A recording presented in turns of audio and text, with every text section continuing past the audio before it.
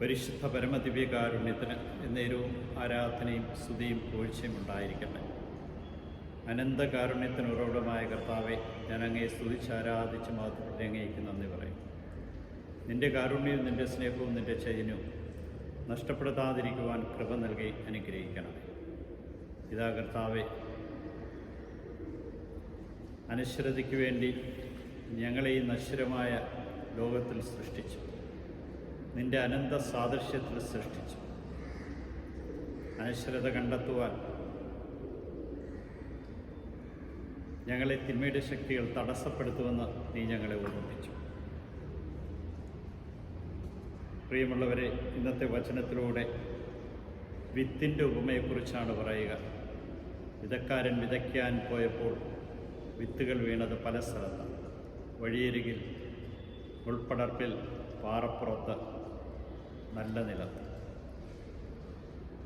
വഴിയരികിൽ വീണത് പറവകൾ കൊത്തിത്തിന്നും.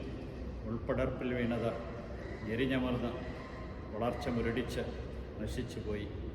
പാറപ്പുറത്ത് വീണത് ആഹ്ലാദത്തോടെ പൊട്ടി വിളർന്നെങ്കിലും ആഴമില്ലാത്ത വേര് ആഴത്തിൽ പോകാത്തതിനാൽ ഉണങ്ങിപ്പോയി. നല്ല നിലത്ത് വീണതാണ് 30, 60, 100 മേനി ഫലം പുറപ്പെടുവിച്ചു. ഇതാ കർത്താവെ, ഞങ്ങളുടെ ഹൃദയങ്ങളിൽ അങ്ങ് വിതച്ച വിത്ത് പലപ്പോഴും അനശ്വരതയ്ക്ക് വേണ്ടിയുള്ളതായി. എന്നാൽ അത് മനസ്സിലാക്കാതെ നശ്വരമായ ലോകത്തെക്കുറിച്ച് ചിന്തിച്ചുകൊണ്ട് വൃഥാ സമയം കളഞ്ഞ നിമിഷങ്ങളെ ഓർത്ത് പശ്ചാത്തപിച്ച് മാപ്പ് ചെയ്തു. നിൻ്റെ കരുണ ഞങ്ങളുടെ മേൽ ചൊരിയണമേ.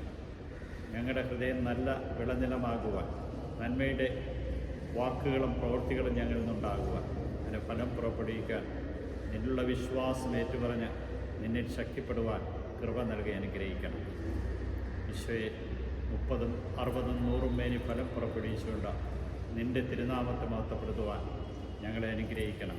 ഞങ്ങൾ ശുശ്രൂഷ ചെയ്യുന്ന എല്ലാ മേഖലകളിലും നിൻ്റെ കാരുണ്യവും നിൻ്റെ സ്നേഹവും നിൻ്റെ ചൈതന്യവും നിറഞ്ഞു നിൽക്കുവാൻ തക്കവിധം ഞങ്ങളെ അനുഗ്രഹിക്കണം.